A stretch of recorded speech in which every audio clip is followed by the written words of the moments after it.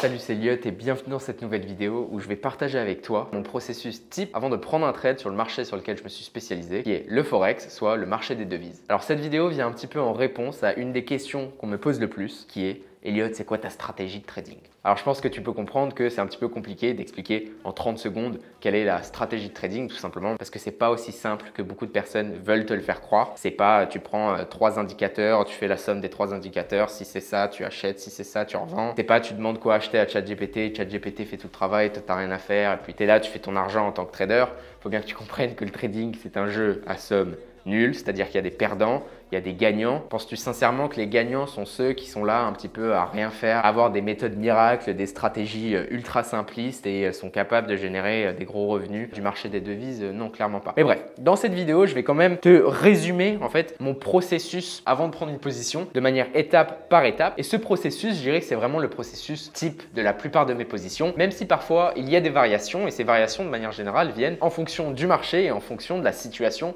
actuelle. Il faut bien que tu comprennes qu'en tant que trader, tu es toujours obligé de t'adapter à la situation du marché. En plus de ça, si je suis honnête avec toi, il y a des périodes où je me sens pas mentalement opérationnel, on va dire, pour trader à mon potentiel 100%. Peut-être c'est des raisons familiales, peut-être c'est des raisons relationnelles, bref, peu importe. Mais il faut vraiment que tu comprennes que quand tu es à un certain niveau en trading, c'est un petit peu comme un athlète professionnel. Il faut vraiment qu'il ait une certaine démarcation entre sa vie personnelle et que sa vie personnelle n'affecte pas sa vie professionnelle. Donc pour moi, dès que je sens que ma vie personnelle peut prendre le dessus et peut impacter ma vie professionnelle, de par le métier que j'exerce, je suis obligé de me reculer et de faire le choix de ne pas trader pendant une période. Et c'est quelque chose qui m'arrive.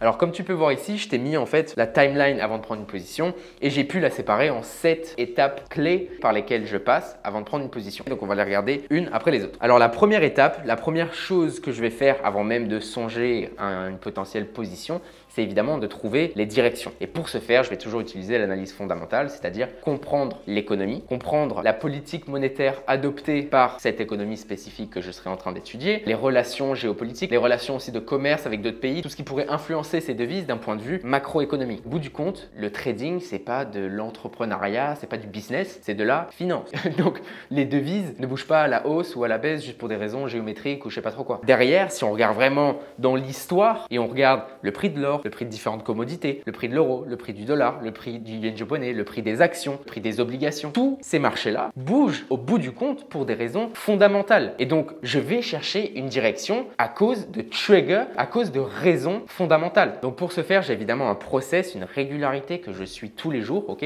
je lis énormément d'articles et on va dire le plus clair de mon temps en tant que trader, c'est pas activement trader et à faire je sais pas trop quoi. C'est énormément de recherche, c'est énormément de lecture, des sites que je vais pouvoir utiliser pour justement faire mon analyse fondamentale, comprendre tout ce qui est en train de se passer au niveau de news. Quand je parle d'analyse fondamentale, je parle aussi de data. Donc comprendre les chiffres économiques, les annonces économiques, quand elles sortent, qu'est-ce que ça veut dire, qu'est-ce que ça implique par rapport à la politique monétaire adoptée par la banque centrale de cette économie. Donc au bout du compte, c'est pas simplement juste de la lecture bête et méchante, c'est de la lecture, de la compréhension et de l'interprétation. Maintenant, des sites sur lesquels tu vas pouvoir aller lire des articles. Il y a Forex Live qui est vraiment pas mal et que j'utilise. Il y a Bloomberg, il y a Refinitiv, il y a aussi Trading Economics. Donc là, c'est là où tu vas avoir tout ce qui est data, les vrais chiffres, les vrais indicateurs économiques des différentes économies que tu es en train d'étudier. Donc tu peux aller vraiment dive in, tu peux regarder plus profondément ce qui se passe et faire tes recherches. Tu peux aussi regarder les bank files, donc on va dire les analyses de banques majeures. Un exemple, ce serait tu pourrais taper ING FX Daily sur Google et tu vas trouver tous les jours en fait une synthèse si tu veux des personnes qui sont chargées de l'analyse du FX Research chez ING. Et tu vas voir que ces personnes-là de manière générale sont pas juste là à tracer des trendlines sur un graphique. Okay, encore une fois, ils se concentrent sur les vrais drivers économiques fondamentaux des différentes monnaies pour avoir une direction établie. Donc c'est exactement ce que je fais. Et généralement, après cette analyse qui, comme je dis, c'est pas une analyse que je fais une fois tous les 4 matins quand je cherche une opportunité. Non, tous les jours, je suis à mon ordinateur en train de faire des recherches, en train de faire des analyses. Et du coup, vu que je fais ce travail en amont, day in, day out, dès qu'il y a des changements, en fait, je peux le voir très rapidement. Ok, parce que je sais ce qui s'est passé hier, le jour d'avant, le jour d'avant, le jour d'avant. Donc de par cette analyse, c'est là où je vais déjà avoir mes directions de fond. Donc à partir de ce moment-là, je vais peut-être me dire, ok, je veux acheter du dollar. Je ne sais pas encore quelle paire, quoi que ce soit, mais je veux acheter du dollar et potentiellement je veux vendre du dollar néo-zélandais. Mon analyse fondamentale me dit que le dollar néo-zélandais serait intéressant pour une baisse et le dollar intéressant pour une hausse. Très bien, pour l'instant, j'ai mes directions. Puis maintenant que j'ai mes directions, on passe à l'étape 2 qui est l'analyse du price action. Il faut bien que tu comprennes que même si j'ai mes directions, je sais que je veux acheter du dollar en direction principale, très bien. Mais au bout du compte, pour exécuter un trade, il faut que j'ai un bon prix d'entrée, il faut que j'ai un bon prix de sortie. Et c'est justement avec ce price action que je vais voir premièrement s'il y a vraiment des setups dans la direction que je veux. Ok, donc comme je t'ai dit, si j'ai un setup de vente sur le dollar, je vais juste l'ignorer. En fait, absolument pas ce que je recherche. Comme je t'ai dit, je souhaite acheter du dollar. Donc je vais chercher tous les setups avec mes niveaux clés. Je vais regarder les tendances, je vais regarder les plus hauts, je vais regarder les plus bas, je vais regarder différents time frames pour voir si je ne rate rien. Je vais aussi m'assurer que je suis en accord avec le marché. Une erreur que beaucoup de traders font,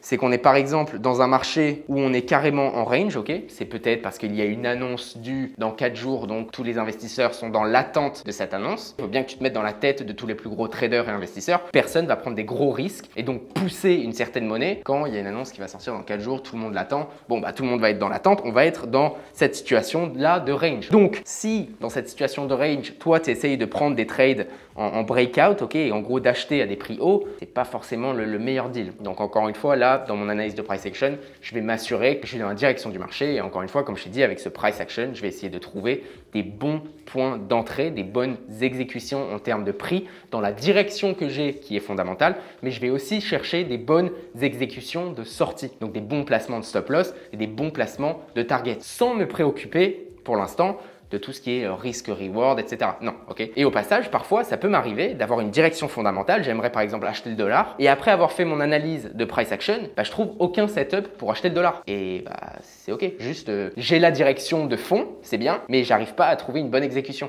Et ça peut arriver. Et c'est d'ailleurs très souvent ce qui différencie un bon analyste d'un bon trader. Et souvent, il y a une grosse différence. Il y a des personnes qui sont très bons analystes et généralement, tu les entends dire « Ah bah tu vois, je te l'avais dit, ça allait dans ma direction. » Très bien. Mais au bout du compte, en trading, tu n'as pas une petite médaille magique quand tu avais deviné la bonne direction. On s'en fout que tu aies raison ou que tu aies tort. Au bout du compte, c'est est-ce que tu as fait du cash à la fin du mois, à la fin du trimestre, à la fin de l'année. Maintenant, on passe à ma troisième étape qui est si j'ai trouvé une bonne opportunité avec le price action qui colle à mon fondamental, je vais m'assurer que cette opportunité correspond à mes règles personnelles, à ce qu'on pourrait appeler mon trading plan. Okay, donc, je vais m'assurer que mon risk to reward est intéressant. Si je risque 1000 € pour en gagner 1000, personnellement, je ne trouve pas ça particulièrement intéressant. Et comme je t'ai dit, je ne vais pas faire l'erreur de bouger mon stop pour avoir un meilleur ISO. Non, auparavant, avec le price action, j'avais déjà établi avec mes niveaux clés à quel prix je voulais que mes exécutions soient faites pour rentrer, mais aussi pour sortir, que ça soit en perte ou que ça soit en gain. Donc si, en regardant ça, mon risk to reward est bon, check, on peut passer à la suite. Autre chose, je vais m'assurer que je n'ai pas déjà une exposition importante à la monnaie ou à la paire que je veux trader. Si là, je cherche à acheter le dollar, mais j'ai déjà 4 trades en cours dollar, bon, ok, je vais peut-être pas rajouter de l'exposition sur cette position, ou alors du moins, je vais la réduire considérablement. Donc cette étape 3, c'est ce que j'appellerais plutôt les paramètres de mon trade. Okay, est-ce que ça correspond à mes paramètres de trade? Puis après ça, si la potentielle position a passé les 3 premiers tests, on arrive au 4e qui est donc l'analyse des autres participants du marché. Il faut que tu comprennes que l'argent juste bouge de main en main. Donc si tu sais et que tu comprends ce que les autres acteurs font, ça peut te donner un avantage statistique. Donc là, tu pourrais penser, qu'est-ce que les institutions sont en train de faire? Qu'est-ce que les traders retail sont en train de faire? D'ailleurs, j'ai pu aider des amis à développer un logiciel qui nous permet donc justement d'avoir la data, de récupérer des informations de brokers très ciblés retail qui ont une majorité de traders perdants et de pouvoir voir leur positionnement moyen sur les différentes paires. Sachant qu'on sait que 77% des traders retail perdent de l'argent, si tu vois qu'il y a une surexposition d'achat sur une certaine paire, est-ce que tu as envie d'acheter avec eux, faire partie de la masse? Pas vraiment. Donc ça, c'est plus quelque chose que je vais utiliser en tant que filtre négatif. Donc c'est pas vraiment avec ça que je vais aller chercher mes opportunités, mais ça va plus être un filtre qui va soit me faire finalement pas prendre le trade, soit me faire réduire mon risque, c'est toujours une option, ou alors me faire potentiellement bouger mes stops. S'il y a une raison très particulière pour laquelle je pense qu'on verrait un mouvement peut-être agressif dû à une exposition retail un petit peu haute, bah dans ce cas-là, je vais pouvoir adapter mes stops. Au passage, quand je parle d'analyse des autres participants, il faut vraiment que tu comprennes que, évidemment, le trading, donc c'est relié à la finance. Il y a un énorme aspect psychologique, émotionnel derrière et je ne parle pas simplement de notre psychologie, de nos émotions, ce que je te parlais de plus en début de vidéo, mais aussi ce qu'on appelle la psychologie des marchés. Et quelqu'un qui est très bon à pouvoir comprendre les émotions de chacun, comment marche la psychologie humaine, de manière générale, peut être très bon en tant que trader, s'il sait gérer évidemment ses propres émotions et sa propre psychologie. Et le fait de comprendre ce que les gens vont penser en voyant quelque chose te donne un énorme avantage. Je te donne un exemple, mais quand il y a une annonce économique qui sort, la majorité de traders vont juste regarder est-ce que le chiffre est vert ou le chiffre est rouge. Est-ce qu'on est au-dessus ou en dessous de nos attentes. Et en fait, ce qu'ils font, c'est qu'ils s'arrêtent au bout de leur nez. Tu vois, le premier truc, c'est ok, c'est ça, je vais exécuter ça. Mais va chercher plus loin. Ne pense pas à ce que toi, tu vas faire en fonction de la data, mais pense ce que les autres personnes vont faire en fonction de la data. Et quand je parle des autres personnes, c'est pas seulement les autres traders que tu connais, d'accord? Je parle aussi des banques centrales. Qu'est-ce que les banques centrales vont penser quand elles vont voir les chiffres économiques sortir? Est-ce que ça va les faire changer de style de politique monétaire ou les faire continuer? Qu'est-ce que les investisseurs vont penser? Et finalement, c'est quelque chose qui est extrêmement intéressant et parfois on le voit même sur les marchés, mais le marché est parfois irrationnel. Et la raison pour laquelle ce marché est irrationnel, c'est pour des raisons de psychologie humaine. Il y a peut-être trop d'optimisme et parfois il y a trop de pessimisme. C'est du pessimisme qui n'est pas justifié. Ok, quand on regarde le plus bas de 2008 de la crise financière, on était extrêmement bas par rapport à la valorisation des actions. Et ça, c'est un pessimisme extrême non justifié. Mais à l'inverse, on a aussi des périodes d'optimisme extrême non justifiées qui viennent encore une fois seulement de la psychologie humaine. Bref, je pourrais parler de ce sujet littéralement pendant des heures, c'est quelque chose qui m'intéresse énormément. Mais passons au prochain point. Le prochain point, c'est le trade management. Alors, je vois beaucoup de traders qui se retrouvent dans des soucis parce qu'ils exécutent leur position, ils attendent que la position se développe avant de se poser la question, ah, bon, qu'est-ce que je fais maintenant? Est-ce que je trail mes stops? Est-ce que je prends des profits partiels? Est-ce que je cut? Est-ce que je laisse tourner? Est-ce que je mets un break-even? Et au final, ils se retrouvent à prendre des décisions assez émotionnelles. Parce qu'il faut bien comprendre qu'avant une position, tu peux être calme. Tu peux être posé et te dire je mets mes émotions de côté, je fais mon analyse et je prends une position seulement quand ça correspond à toutes mes règles. Très bien. Une fois que tu es dans un trade et que tu vois le plus, tu vois le moins avec ton compte et il y a des vraies variations, là c'est un petit peu différent. Et il y a beaucoup de personnes qui pensent donc ne pas trader avec leurs émotions, alors qu'en fait, certes, ils prennent leur position sans émotion, apparemment, mais une fois qu'ils sont dans leur position, ils laissent leur position influencer leur management de trade. C'est pourquoi ma 5e étape, avant même de prendre une position, c'est de réfléchir à comment est-ce que je vais manager cette position. Alors pour ce faire, je vais par exemple regarder le calendrier économique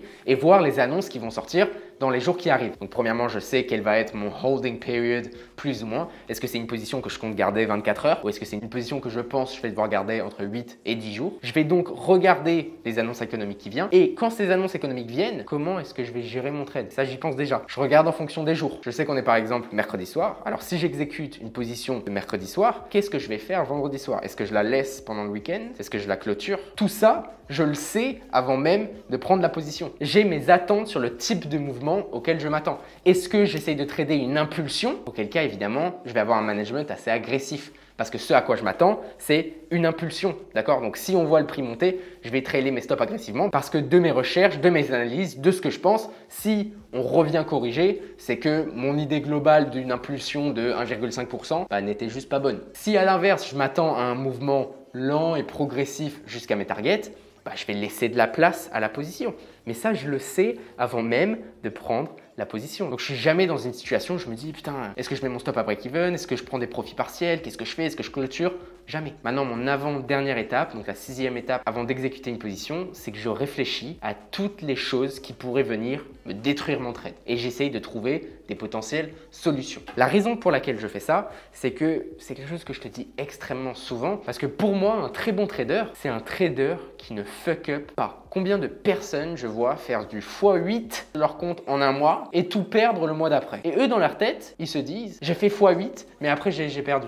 Non, tu avais un compte que tu as perdu, c'est tout. On s'en fout du x8 au début. Au bout du compte, tu as commencé là, tu as terminé là. C'est juste que ton equity curve est extrêmement volatile. Et encore une fois, si je regarde mes performances, je ne suis pas là à faire des home runs et à taper des jackpots sur tous mes trades. Absolument pas. Mon but, c'est de ne pas fuck up, de ne pas être dans une situation où je fais une dinguerie, où ça va venir me ruiner ou alors je vais redonner tous les profits que j'ai pu prendre au marché. Mon but, c'est d'être régulier, de suivre mon plan, de suivre mes process. J'aurai beaucoup de petits trades, des petits gains, des petites pertes, mais dans l'année, ils vont être là. Les 3-4 jackpots qui, au final, représentent une grosse partie de mes performances annuelles. Mais ils sont là parce que je suis présent, je suis tout le temps là, je suis discipliné et quand ces opportunités arrivent, je suis là. Et entre ces opportunités-là, je ne fuck up pas. Mon but principal, c'est la préservation de capital, c'est pas le profit. Le profit, en fait, il vient tout seul. Et maintenant, la dernière étape dans mon process de prise de position, c'est tout simplement l'exécution. Donc là, comment est-ce que j'exécute mon trade? Est-ce qu'on est à mes prix souhaités d'exécution? Auquel cas, je peux juste faire un market order, c'est-à-dire que je vais rentrer sur le marché directement. Ou alors, est-ce qu'on n'est pas encore à mes niveaux espérés? Et là, dans ce cas, je pourrais utiliser soit des positions limite, donc buy limit ou sell limit, ou des positions stop, donc buy stop, sell stop. Maintenant, pour ma façon de faire personnelle, je sais que d'expérience, à 90%, j'utilise des positions limites quand c'est pas un market order, je parle. Et donc soit buy limit, soit sell limit. Et à 10%, j'utilise des buy stop et des sell stop, tout simplement parce que je trouve ça un petit peu plus risqué. Mais encore une fois, ça va dépendre de la position globale, ça va surtout dépendre aussi de la raison fondamentale et ce à quoi je m'attends dans la position. Est-ce que je m'attends à une impulsion? Si je m'attends à une impulsion, auquel cas je pourrais utiliser des buy stop, des sell stop. Mais si je m'attends plutôt à une correction et je veux choper justement cette correction de prix pour rentrer à un meilleur prix, avoir une meilleure exécution dans ma direction fondamentale globale, là auquel cas je vais utiliser soit un sell limit, soit si c'était dans l'autre sens, un buy limit. Donc j'espère qu'avec cette présentation de process, tu réalises, ça demande beaucoup d'énergie mentale et beaucoup de réflexion. Et encore là, ce que je te donne, c'est la structure, on va dire, c'est le squelette, ok? Parce qu'après ça, on pourrait évidemment plonger dans le fondamental, c'est là où il y a énormément de connaissances à savoir. Puis après, on pourrait plonger dans l'analyse du price action, il y a énormément de choses à savoir. Puis on pourrait aller plonger dans tout ce qui est trading plan, les paramètres de sécurité, puis après plonger dans l'analyse des autres participants. Donc encore une fois, là, je te l'ai un peu survolé, je t'ai donné la carcasse parce qu'évidemment, si on va dans tous les détails, ça me prendrait une éternité et là, ce serait une formation complète. Ça ne tiendrait même pas dans une vidéo YouTube de 4 heures. Mais ce que je vois aussi en analysant beaucoup de traders différents, dont des traders institutionnels en comparaison avec des traders retail, c'est que beaucoup de traders, je trouve, ne réfléchissent pas assez. Ils sont dans ce truc de devant les écrans, pour eux les chiffres ça veut rien dire. Et il n'y a aucune réflexion, il n'y a aucune discipline, c'est tout du à peu près. Et après ils se demandent pourquoi ils ne font pas partie des traders rentables. De la même manière, j'espère que ça t'ouvre un petit peu les yeux sur toutes les personnes qui te font croire, qui te font miroiter que le trading c'est quelque chose de super simple, super facile. Donc bref, j'espère sincèrement en tout cas que tu as kiffé cette vidéo. Si le trading, la finance, l'investissement t'intéresse, je t'invite à aller regarder toutes mes autres vidéos YouTube. Il y en a plus d'une centaine. Tu peux aussi aller t'abonner. Je poste une vidéo ici sur YouTube minimum une fois par semaine. Et si tu as des questions, n'hésite pas à les mettre dans les commentaires. J'irai voir les commentaires et répondre à tous les commentaires. Sur ce, c'était Elliot. Ciao, ciao. Yeah. They hate when you elevate. You're stacking up losses, I'm handing them out, yeah, I had to go delegate. It feel like I'm floating, I'm lost in the moment, I swear I could levitate. They never believed that I would really fly.